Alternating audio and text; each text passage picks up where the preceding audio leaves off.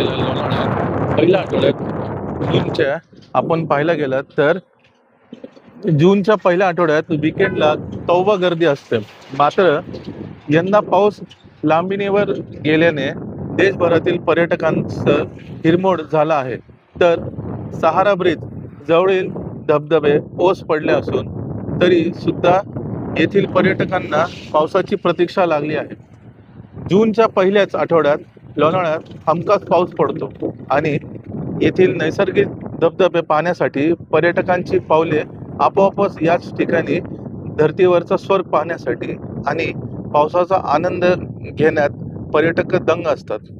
धुके आणि पाऊस एकत्र आल्याने निसर्गाचं सुंदर चित्र येथे तयार होतो. परंतु पावसाने दडी मारल्याने येथील रस्ते सामसूम असून लोणावळ्यातील पर्यटक नगरीत घेता येत नसल्याने पर्यटक ही नाराज असल्याचं दिसून येत आहे.